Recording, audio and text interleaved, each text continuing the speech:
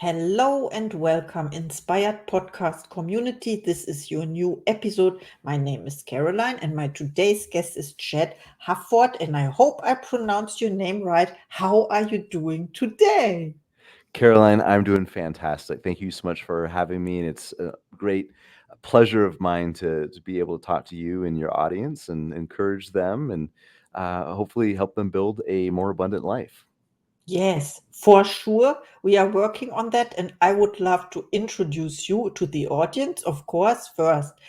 You are Dave Ramsey's Smart Vestor Pro and owner of Veritas Wealth Management, a boutique financial planning firm managing $500 million and serving hundreds of families nationwide. Beyond finance, you are a speaker and teacher on fitness and faith, integrating these elements into your approach for living a purposeful and abundant life. Welcome to the Inspired Podcast, Chad Hufford. Thank you. Okay, my first question goes to you. It is, how do you incorporate fitness and faith into your financial planning philosophy for a more balanced life approach? Well, I believe that folks need to be living their life in balance in the sense that I'll just give you an example. We had somebody that came to us recently, and he had spent his 30s and 40s essentially sacrificing his health and relationships to build wealth. And now he's 63, 64, and trying to spend his wealth to buy back that time and that health. So I think we don't want anybody to relinquish their physical health or their relational health just to save money, to put money away. Um, we have to figure out how to do that in balance. And uh, there's another guy that I talked to about a year or so ago that said, I've got more money than I ever thought possible, but I've nobody to share it with. He worked a very difficult job, a lot of long hours, and he had sacrificed a lot of his most meaningful relationships. So we don't want that for people. We want people to be physically strong and healthy, to be financially independent, and to have good relationships around them, because the last thing somebody wants is to have a lot of money, a lot of time on their hands, but no relationships and poor physical health, because they're not going to be able to really enjoy it. Yes, that's so true. So there are things money can buy. You mentioned it, and now I understand how you combine fitness and faith in order to build financial freedom, but also health and good well-being relationships. Yes. Well, and Caroline, money is just a tool. It's a tool that can help you build a better life. But if you misuse that tool, or if you don't use that tool in balance, it actually can be destructive. And money should not be the focus. And that might be kind of weird coming from somebody who's a financial planner and owns a wealth management firm. But money is just a tool. It's something we use to build something even better. And just think about, if somebody was building a house for you, your focus isn't going to be on the tools they're using. You want the house. You want the house that's going to protect you, serve you, and give you freedom and security. The tools are a means to the end. So yes, the tools are important. We want to make sure we're utilizing them correctly, but the tools themselves are not the objective. They're what we use to create a more abundant life. And I also use a lot of those analogies too, because I think our physical health, much like our financial health, it can be overwhelming. It can be uh, intimidating sometimes. And sometimes people just like, well, I don't want to have anything to do with it. I don't understand it. I'm going to ignore it. But the problem with financial health and physical health is if you ignore it, it will only deteriorate. So whether it's something somebody is interested in or not, we have to take personal responsibility for our finances and our personal fitness. Oh, that's so true. And I love your analogy with the house. You can throw the tools away after building the house. The house is still there. You don't focus on the tools, but they have to work in the background. And I also thought about a car. You need a car or a vehicle, whatever, to go from A to B. but you don't focus on the car necessarily. You enjoy the landscape and the goal or the destination where you are going, right? Oh, I love that so much. Thank you so much. I have another question. Let's have a look. As a Smart Vestor Pro, what are the key principles you share with clients to help them achieve long-term financial success? Well, one of the very first things that we want to encourage people to do, and this sounds so simple, but very few people do it, and it's living within your means. So if it doesn't matter how good your investments are, it doesn't matter how nuanced your financial plan is, if you don't have a margin between the income you're bringing in and the money you spend every month, you're not going to be able to fund the plan. You're not going to be able to fund your investments. You're not going to be able to think about it. It's almost like planting seeds in an orchard. If you consume all of the seeds every month, there's nothing there to plant for the future. So the number one thing is living beneath your means. The author Morgan Housel says it like this: you have to have your ego smaller than your income. Um, and and a lot of people miss that, and they're so focused on their investments. They're so focused on these little small details, but they spend their entire paycheck. There's nothing left to pay the future version of themselves. So telling your money where to go with a budget instead of wondering where it went, living within your means, that's the number one thing. And then once people get beyond that, um, we have the benefit of taking Dave Ramsey's principles, which are general and broad based, but applying them to somebody's very specific financial goals, taking their long-term objectives, what they need to accomplish in the future, and creating kind of a blueprint to connect their actions today with what they're trying to build in the future. Oh, I see. So you focus from the person they want to become and you do reverse engineering and ask yourself, what do they need in the future, for example, and then you plant the seeds today. Oh, it's so simple. And that is why it is overlooked. It's simple, but it's difficult. Just like if somebody was trying to get in better shape, or maybe lose weight, to eat healthier and to exercise, like all those things are simple. To get up an hour earlier every morning so you can run 4 or 5 miles, like that's simple, but it's not easy. And it's making those difficult choices every single day. And in some respects, Caroline, we're almost like a personal trainer for money. We encourage people, sometimes even exhort and push people, challenge people to do the simple but difficult things that most people aren't going to do.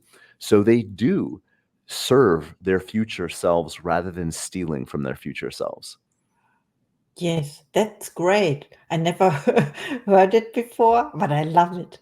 You don't steal from your future self, so to say. Amazing. Thank you so much. What strategies do you recommend for families looking to align their finances with their core values and life goals? Well, first of all, I think people need to know what's really important for them. I think the tendency in our society today, because of social media and our ability to compare ourselves with others, like so often we are living somebody else's life. We're spending our money to buy what we think might impress people around us, or we buy what somebody else values. And we need to know what we value, what our family values, what is important to us. Otherwise, it's like dancing to somebody else's music. So one of the questions we ask people is, if you never needed your paycheck ever again, if you were at a place where you're financially independent, you never needed your job, what would you want your life to look like? What are the hobbies and the passions? What are some of the things that you would love to follow right now, but maybe you don't have the time or the money or the resources to do that? What about travel? Are there places that you would like to spend more time? Do you have kids maybe in different cities that you don't get to see as often? Like what do you paint? Basically, what I'm asking people is, I want you to dream a little bit and then paint a little bit of a picture for me so I can see what it is that you're dreaming. And then you already said it. We reverse engineer that.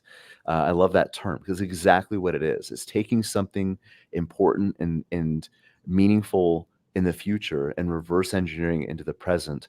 But unless people know what's important to them, what gives them fulfillment, it's hard. It's difficult.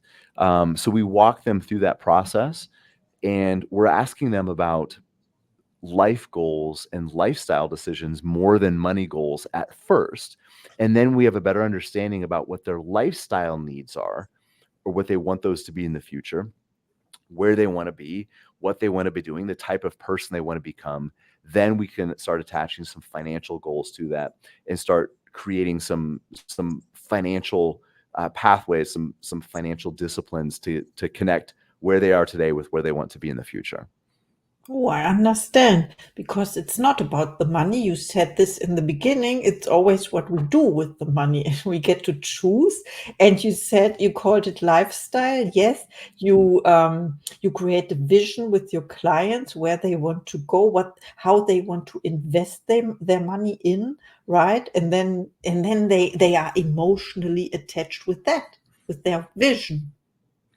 And exactly. And emotional attachment is so critical. And I'm glad that you brought that up, Caroline, because you said this just a few minutes ago earlier. You said it's fairly simple, but it is difficult. And simple things aren't always easy.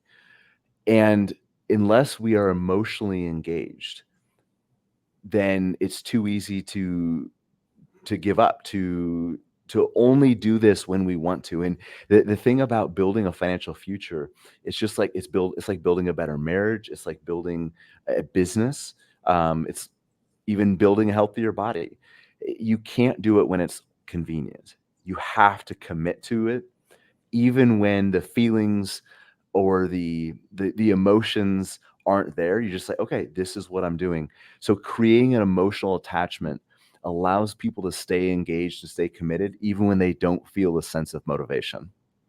Yes, it's so easy what you said. I have lots of words now. It all starts with why, the famous book from Simon Simon Sinek Sinek. or Sinek, yes. And also about habits. We could talk about habits because I learned that until it is a habit of yours, you have to be self-disciplined first. Yeah. Well, and that's a big part of what we try to do is help be a source of discipline for our clients. Not discipline in a punishment standpoint, but discipline is in um, almost like guardrails, keeping somebody on that narrow path. And self-discipline it's a finite resource, and the more often you have to use it, the quicker it burns out. So if you can convert self-discipline into habits, like I'm just going to give you an example. If you had to choose every week or every 2 weeks to take money out of your checking account, write a check to your investment, mail that check off, there's so many steps that takes a lot more self-discipline rather than having money automatically taken out of your paycheck. It goes right into an investment account. You make that decision once. You don't have to make it over and over again every time you get a paycheck. So you're trying to automate, create habits out of the good behavior and make bad behaviors or maybe unhealthy behaviors harder. Like we've had some people that they disconnect their credit cards from the Amazon account because every time they want to make a purchase, now they have to go find their purse or find their wallet, take out their credit card, punch in the number. It makes it a little bit harder to spend money. They have to think about it a little bit longer. So what we want to do is make our healthy habits easier and make our unhealthy habits a little bit more difficult. And it allows us to make better choices. Oh, I love that. I had a money coach, I think 20 years ago, and he gave the advice when you open your wallet, right, with the cash in it, and to have a little note that says, "Do I really need this?" Hmm. Yeah, it's the same when you disconnect your credit card from the account. Yeah, and it gives you a little bit of a pause to ask yourself that question. Like, yeah, do I really need this? Is this a good decision? Am I serving or stealing from the future version of me? Those little things. And so often I love that you brought up habits because so many of our decisions are made without thinking. They are just habitual.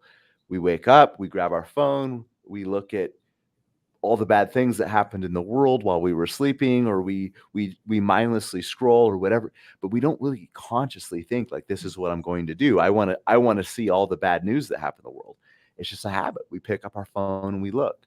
Or we get home, we throw our stuff on the counter, and we grab a soda out of the fridge and we just sit there and we drink it, and we're not really thinking like, do I really need these calories right now, or is this good for me? It's mindless. So what we try to do, Caroline, is try to make sure people are more intentional with their decisions, so they're acting on a plan and not reacting to habits, subconscious behavior, or this crazy world around us. I love that. Being intentional with your decisions. I have to adapt this turn. I would have said make an inspired choice or something. Oh, I Um, like that. Yes, yes, I would say this because this is the name of my podcast. And you talked about goals already and helping your clients achieving their goals. What about your own goals? Do you set goals or intentions? This is the word again. And what is one of your next projects? Well, we are always setting goals. I think it's important to have something on the horizon that you're working towards. Now, sometimes those goals change, but again, it goes back to like, as you said, making an inspired choice. You're making a decision towards something, and sometimes that thing that you are pursuing, it changes. You realize, oh, that wasn't what I thought it was, or maybe it's not as important. But always making always making goals to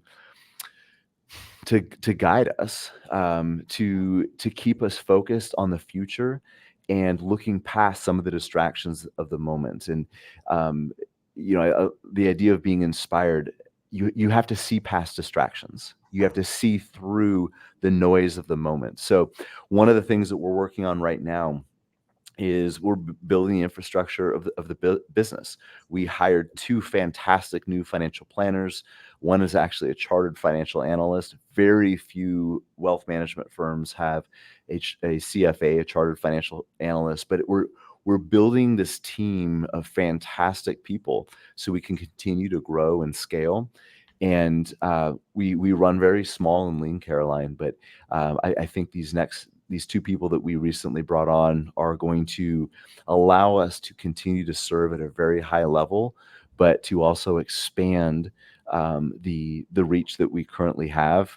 So we've got several goals on that, but that's the biggest project I'm working on right now. Um, I released a book early in the year, so that was a big hurdle to get over. And but kind of to your question, it's always having something out there that challenges me, that stretches me, because I I want to be careful of not getting too comfortable, because I think if you get comfortable, you quit growing, because comfort leads to complacency, and that usually leads to compromise. So I think staying a little uncomfortable is always good, and goals help us do that.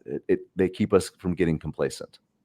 Yes, that's so true. So thank you so much for our interview. And please reach out to Chad. He's amazing. He has information not many people have, and he's willing to share it with us. So thank you, thank you, thank you. Now is time for your final thoughts to the audience, please.